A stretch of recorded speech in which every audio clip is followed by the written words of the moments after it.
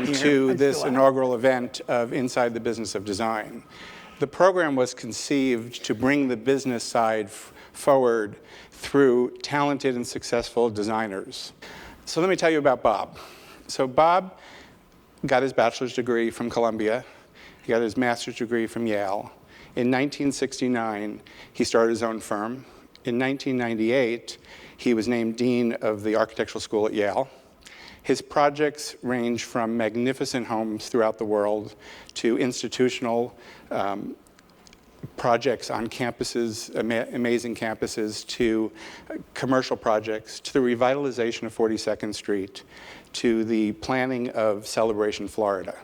But I'm going to let you hear from Bob himself rather than give you a long introduction. So thank you for coming here tonight, and please welcome me in bringing out Robert A.M. Stern. Thank you.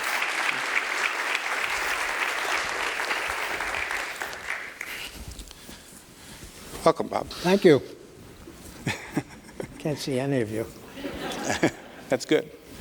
So you were born in New York, and you Yep. went to Columbia, and you went to Yale. How long have you been practicing architecture? Well, as you said, I opened an office with John Hegman as a partner in 1969, but even before that, I worked for the city of New York. I worked a little bit for Richard Meyer. That wasn't so great. We're friends. But I worked for the city of New York. John Lindsay was the mayor. I'd worked in his campaign. There were quite a few idealistic young architects in that campaign. Jack Robertson, Alex Cooper, others. And we all had different jobs. When Robertson, in particular, was able to persuade Lindsay that design was an important part of the planning process. Now, that probably doesn't sound very remarkable to an audience today, but until that point, city planning was a statistical enterprise of land use and heights and setbacks and that kind of thing, but there was never any consideration of the public realm as such. So that began to change dramatically under Lindsay, establishment of the Urban Design Group, design unit in the Housing and Development Administration, and so forth. But I didn't stay very long in the city, a couple of years. City time, my immediate boss, a man named Sam Rutensky, who had studied architecture at Penn in the early 30s, was a depression. He's a slightly rebellious nature. He left Penn, went to work for Frank Lloyd Wright. I went to the study at Frank Lloyd Wright's and didn't get on very well with Wright. There's an exchange of letters that's been published. And Sam said to me, you know, there are two kinds of time. There's normal time and there's municipal time. And municipal time is measured in glacial time. And I realized after a while I was not for the bureaucratic life. Right. But then you got to work with the bureaucrats as well, right? Well, we all have relationships with bureaucrats, and they're necessary. But so anyhow, we started our office with a couple of very slender projects. The economy took a complete tanking in 1969, you may remember. It was the Vietnam era, energy shortage, double-digit inflation followed. It was a horrible time to be an architect. But I didn't know any better. Right. Well, you know why they call it a practice, right? Well, I couldn't say I was doing worse one year than the previous year, because I didn't really have a previous year. And I did some teaching. Young architects always think teaching will help them keep afloat, and it probably does, but it's so time-consuming and exhausting that then when you finally get to work on the projects, you're just too tired to really do your very best. Right. Well, I think it's called a practice because we keep on doing it over and over again until we get it right. Right, exactly. I'm still practicing. So early on, who influenced you? Well, I was very influenced by my teacher at Yale, Paul Rudolph, who was the chairman of the Department of Architecture. I admired his integrity. I, at that time, admired his work. I came to admire it less, but that's what happens. You always kill off your father figures. I'm sure there are a few people out there who have thought I was dead already, but I'm not. Of course, and I was Philip Johnson was very helpful to me and very supportive, and I always admired him, and we got to be great friends as just mentor and mentee, as if there's such a word. And Vincent Scully, the architectural historian, whose ideas and whose ability to elevate architecture to a higher plane of meaning, continues to inspire me. Right. So you were at Meyer's office, and then one day you decided I should have my own practice. Was that always a thought? Oh yeah, at Yale, all students are there with the belief that they're all going to have their own practices, and they do to a large extent, to a considerable extent, do that. Of course, in those days, we're talking about, I finished architecture school in 1965, it's a long time ago. Paul Rudolph said that the biggest, I'm trying to gear all these to practical questions here. Paul Rudolph said that the perfect size for an architectural office was 35. Today we have an office of about 250, and even small offices, quote, are 35 or 40. And Rudolph himself came to realize that 35 wasn't a big enough mass to meet the requirements of modern practice. But we were trained to believe, we did believe that we were ready to take over the world of architecture, and a lot of my classmates have important careers, a lot of Yale people. Is that still part of the mantra of Yale? I mean, do they teach you that you should go out on your own? We discuss it a lot. We do discuss it in informal and even in certain classes, professional practice. I think people still go out on their own, but we encourage them to work not only just to get a license, but also for more years than that, to really learn how to be an architect and not just sort of stumble through the profession. Right. You know, I think that my advice that I give students all the time is that they go and work for somebody. They be a sponge somewhere and then figure it out on their own, you know, when they do that, because they've got that knowledge. There are lots of reasons to work for somebody. For architects, of course, you have to get 3 years minimum of professional experience in order to qualify for the architectural registration exam, because you can't be called an architect until you're licensed by the state of New York or some other state. But of course, in an architecture office, you learn, if you're wise, and because I went to school and worked in the days before even the Walkman. Now, nobody here even probably knows what a Walkman is. But you didn't have radios on in the offices, by and large.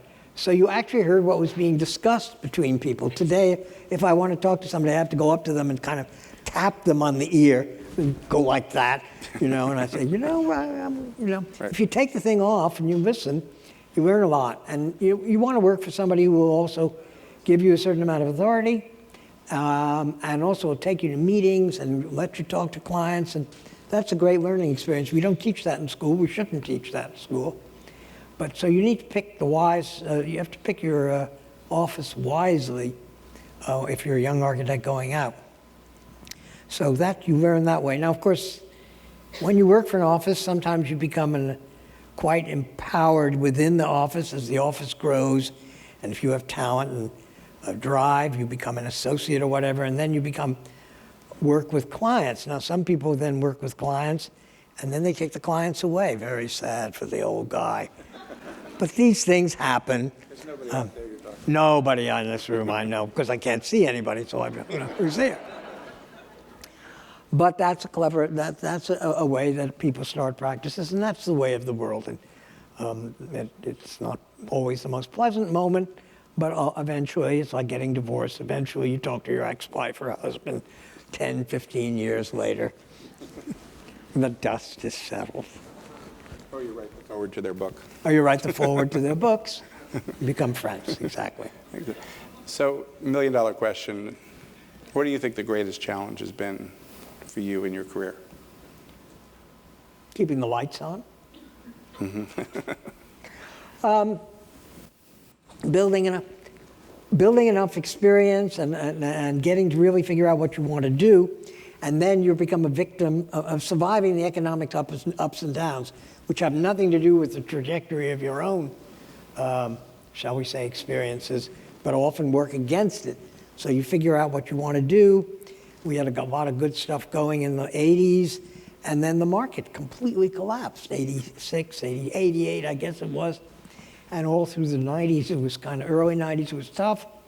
And then you have people in your office, and what are you going to do with them? You have to let some people go. I hate firing people. When my office was small, I would get them to leave because I would stop talking to them. That was a very effective method.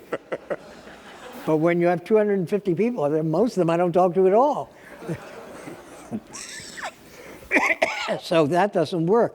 And we once had somebody working for us who was a quite smart guy, and we had to let him go in the late 80s, and he could not get another job. It was very, very sad. And he actually became the poster child, that year's poster child, for an architect who couldn't get ahead, a professional person, a victim of the economy. And he was on the front page of the Wall Street Journal. I cringed, I hid under my desk. It was so horrible. But I mean, it sounds amusing now, but it was very sad. So those kinds of things are tough. And then the hardest thing for anybody, at least an architect, is if we began to build houses, we design houses, we like designing houses, I like designing houses. The experience of the house as a vehicle is, I think, absolutely essential for an architect who wants to portray his or her self as someone who understands the human condition, because it's very intimate to design a house, the relationship between the client and the architect. But then you want to do bigger things, and it's very hard to convince people. They say, oh, you're just a house architect. Mm-hmm. And sometimes people will rescue you. So that Gerald Hines and Philip Johnson conspired in a way to help me get out of that, over that hump, shall we say, because Hines wanted to build a house on Martha's Vineyard, and actually it hired Charlie Gwathmey. It's not a secret story. But Charlie was, when he was alive, he was a wonderful guy, a good friend, but stubborn. And where this house was going to be built had a rule that you had to have a pitched roof. At that point, Charles had a moral objection to pitched roofs. Later, he got over it, but so he wouldn't do it. I mean, he kept sending schemes that didn't have a pitched roof. They kept sending them back. So Gerald Hines, the developer, called Philip Johnson and said, what am I going to do? So Philip said, we'll call Bob Stern. He does pitched roofs. So I did the house.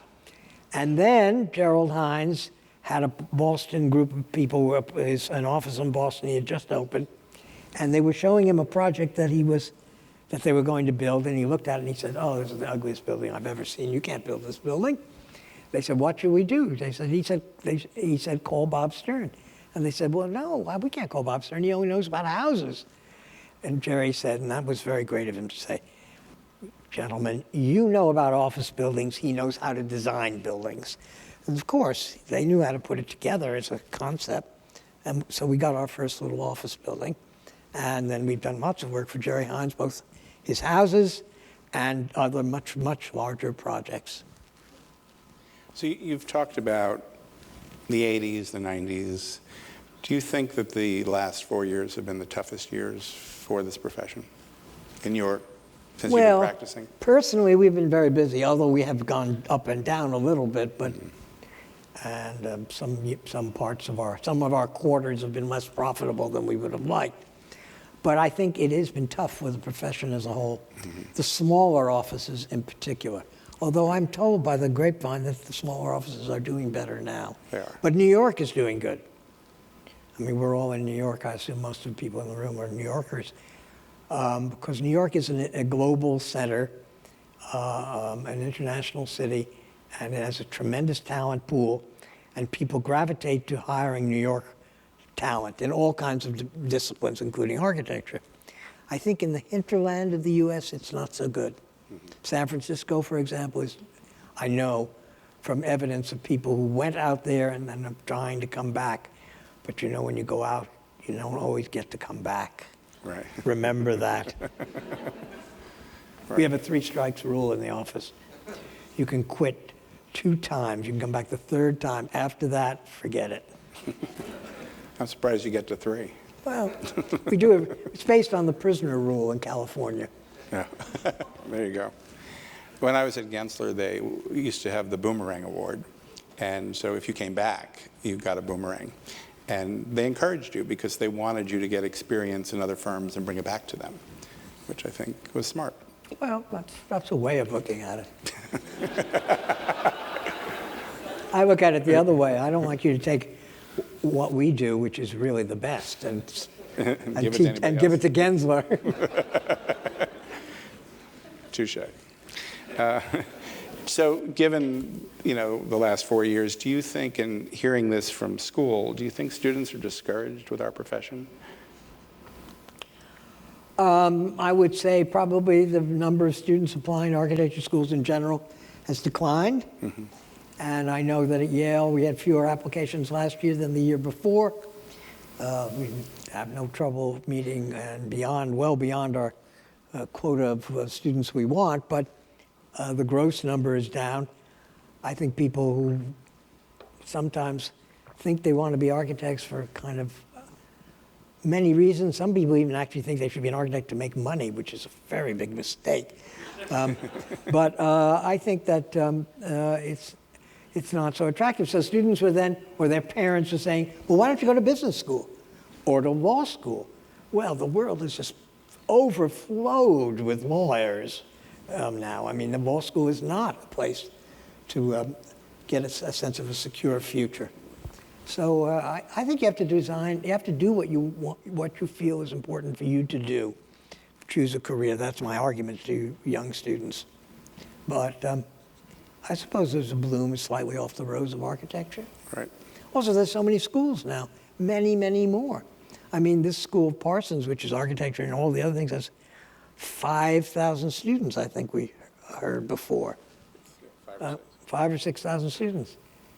And so in Manhattan, you have Columbia, you have Cooper, you have Parsons, you have, I don't know, that you have Pratt in Brooklyn and New Jersey Institute of Technology. That's a lot of architects being cranked out. We at Yale, we only have 220 students all in all, so I mean, we're just a small blip on the scene. But there are a tremendous number of people who want to study the design subjects. When you were saying that to go into this profession for money, might be a mistake. One of my favorite... Would be a mistake. Would be a mistake, right. One of my favorite jokes is when someone said, did you hear about the architect who won the lottery? And they said, no. And they said, well, what did he say? And he said, I'm going to keep practicing until it's all gone. I'm going to keep practicing until it's all gone. Yeah. But hopefully, with some of the work we're doing, that, teaching people the business side will make that every practice a little better.